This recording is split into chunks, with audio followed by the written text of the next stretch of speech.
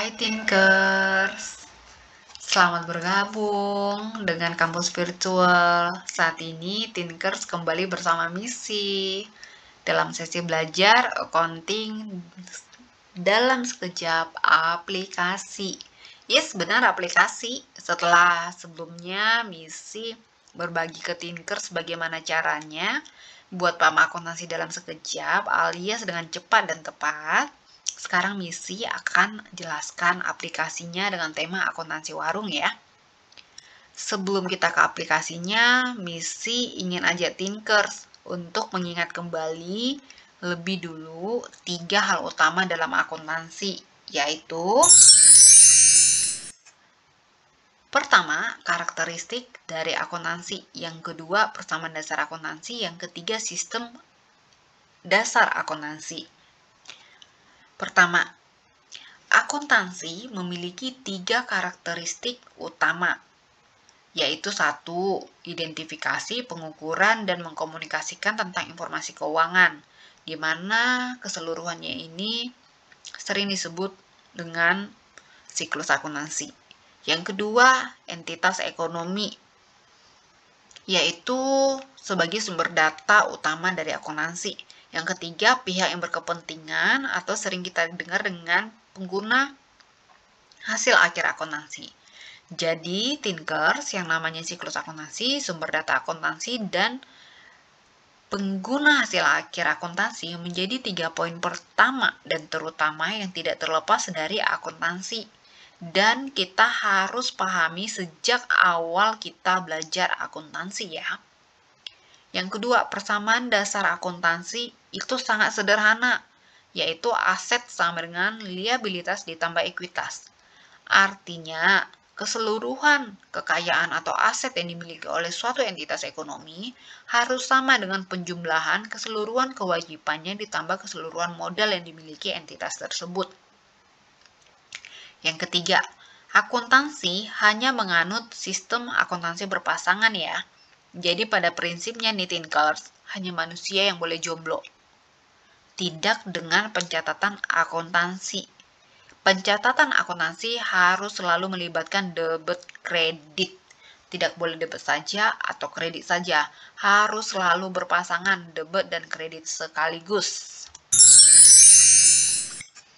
Sekarang kita langsung lihat aplikasinya melalui ilustrasi atau latihan yang Misi telah sediakan ya, yaitu kisah si Pudur alias Putra Tidur. Jadi Tinkers, di pinggiran ibu kota yang tidak begitu ramah ini, hiduplah pria bernama Pudur, Putra Tidur. Pudur memiliki hobi silat lidah sepanjang hari. Untuk menyalurkan hobinya, Pudur mulai membuka warung kopi Indomie. Kenapa Tinkers? Wah, ada yang bertanya, loh kok apa hubungannya silat lidah dengan buka warkop Misi? Nih, Misi jawab. Ada dong Tinkers. Dengan buka warkop mie, Pudur jadi punya akses untuk bersilat lidah dengan banyak orang, yaitu pengunjung warkop mie. Nah loh, kenapa kita malah urusi hobinya Pudur? Yuk kembali fokus ke aplikasi akuntansi aja yuk. Pudur mulai mendirikan warungnya pada tanggal 1 Maret 2021. Kegiatan utama Pudur sejak pembukaan warungnya adalah tanggal 1 Maret 2021, Pudur pergi ke Bank ACB untuk mencairkan depositonya sebesar 25 juta. Lalu, dengan uang tunai sebesar 25 juta itu, sebelum kembali ke rumah, Pudur mampir ke agen Toserba untuk membeli kopi, Indomie, gula, telur, dan bahan lainnya senilai 6,2 juta. Dan Pudur juga membeli meja, kursi, lemari dorong, dan atap portable senilai 14 juta. Serta Pudur tidak lupa membeli kompor, wajan, piring, dan peralatan masak lainnya senilai 2,8 juta. Setelah merasa semuanya lengkap, Pudur kembali ke rumah, melanjutkan aktivitasnya.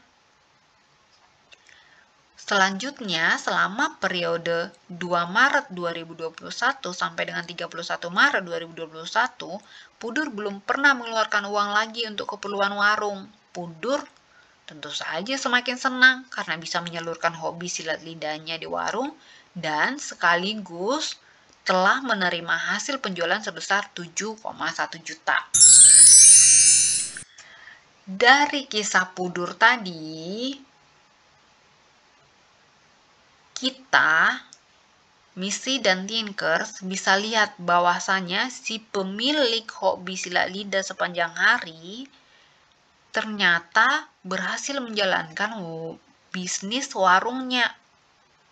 Dan kita bisa buat rinciannya sebagai berikut. A. Diketahui pada tanggal 1 Maret 2021, Pudur pergi ke Bank ACB untuk mencairkan depositonya sebesar 25 juta. Pudur membeli kopi Indomie, gula, telur, dan bahan lainnya senilai 6,2 juta. Pudur membeli meja, kursi, lemari dorong, dan atap portable senilai 14 juta. Pudur membeli wajan, piring, dan peralatan masak lainnya senilai 2,8 juta. Tanggal 2 Maret 2021 sampai dengan 31 Maret 2021, Pudur telah menerima hasil penjualan sebesar 7,1 juta. Pada tanggal 31 Maret 2021 masih terdapat sisa kopi, Indomie, gula, telur, dan bahan lainnya senilai kumulatif 1,2 juta. Dan kita juga bisa tahu bahwasannya yang menjadi entitas ekonomi dalam kasus Pudur ini adalah warung Pudur, yaitu berupa usaha dagang perseorangan yang tentu saja tujuannya untuk memaksimalkan keuntungan atau profit. Dan yang menjadi pihak pemangku kepentingannya dari sisi internal adalah pemiliknya, yaitu Pudur. Dari sisi eksternal, yang pasti itu fiskal atau pemerintah. Nanti bisa jadi akan bertambah seperti kreditur ketika Pudur melakukan peminjaman uang ke bank misalnya, seperti itu. Nah, muncullah dua pertanyaan. Pertama, apa manfaat akuntansi bagi warung Putra Tidur? Bagaimana persamaan akuntansi atas warung Putra Tidur? Nah, penyelesaiannya dari sisi manajerial, akuntansi bagi warung Putra Tidur bermanfaat untuk menyediakan informasi yang relevan dan tepat waktu untuk memenuhi kebutuhan pihak internal dalam pengambilan keputusan. Dan kita harus ingat, dalam hal ini, akuntansi dan hasil akhir akuntansi dari warung Pudur cenderung bersifat sensitif dan tidak didistribusikan ke pihak eksternal karena organisasi bisnis yang dipilih oleh Pudur merupakan organisasi bisnis perseorangan.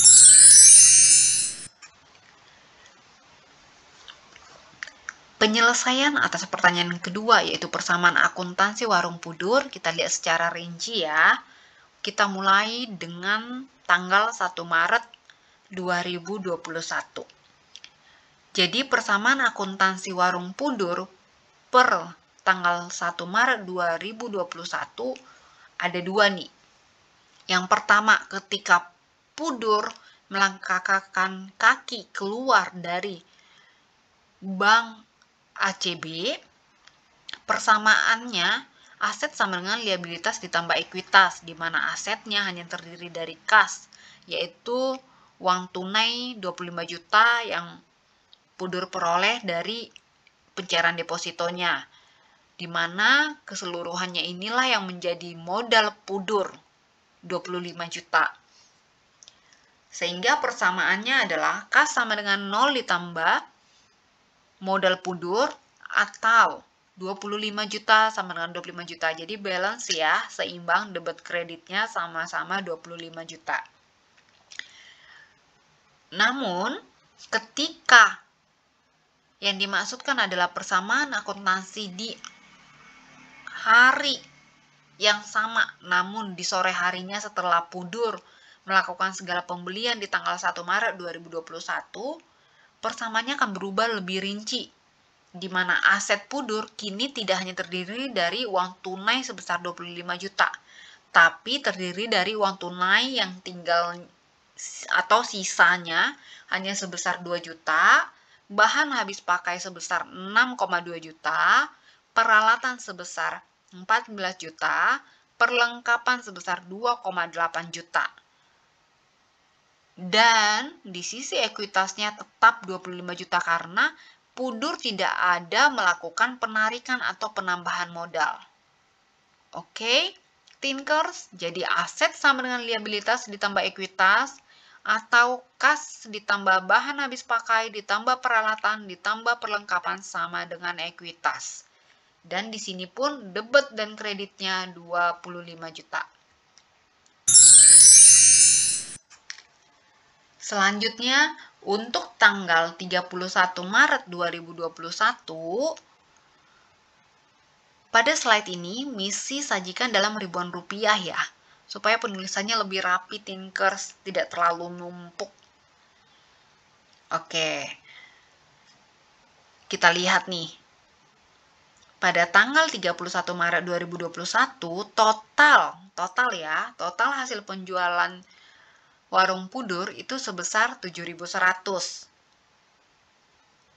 Untuk menghasilkan pendapatan atau revenue sebesar 7.100 ini, Pudur telah mengeluarkan beban atau expense sebesar 6.200 ditambah beban lain-lain seperti beban penyusutan atas perlengkapan dan peralatan yang dibeli oleh Pudur. Di mana pada tanggal 31 Maret 2021 ini, pada keterangan yang sebelumnya, kita tahu nih bahwasanya masih terdapat sisa kopi, indomie, gula, telur, dan bahan lainnya dengan nilai kumulatif sebesar 1,2 juta dari total 6,2 juta. Ya kan, Tinkers? Artinya, bahan yang telah habis digunakan Pudur sebesar 5 juta, yaitu 6,2 juta dikurangin sisa per tanggal 31 Maret 1,2 juta.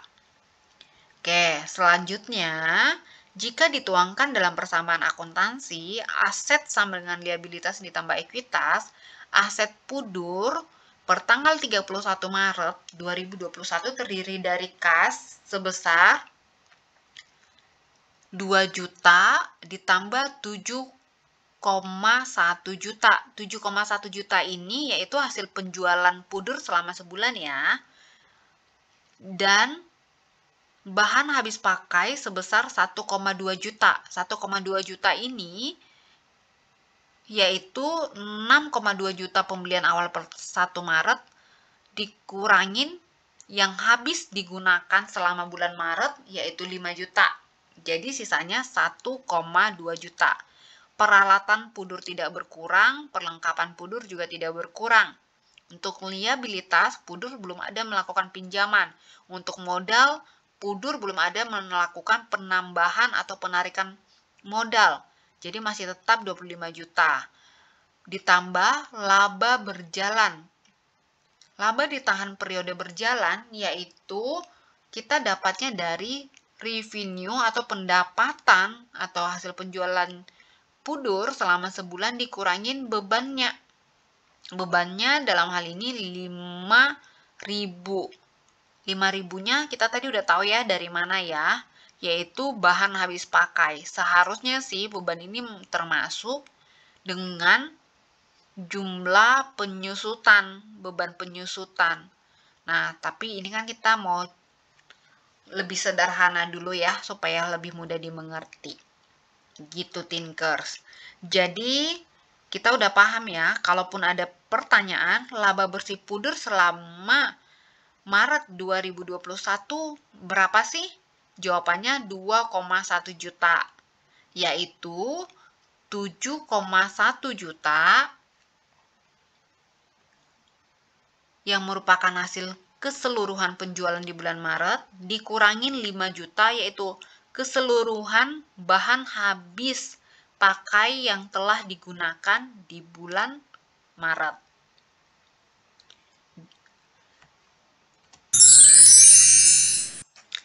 Oke deh Tinkers, sekian dulu ya penjelasan dari misi dan kampus virtual team. Semoga bermanfaat bagi Tinkers yang ingin tahu dan belajar akuntansi dalam sekejap alias secara tepat dan cepat. Oh ya Tinkers boleh juga loh request topik akuntansi lainnya ke misi. Jadi, apapun topik akuntansi yang sedang Tinkers butuhkan untuk dibahas, atau menurut Tinkers selama ini sudah usaha, tetapi rasanya susah banget untuk paham, melalui video bersama kampus virtual, misi akan usahakan berbagi topik sesuai dengan permintaan Tinkers ya. Oke deh Tinkers. See you soon Tinkers.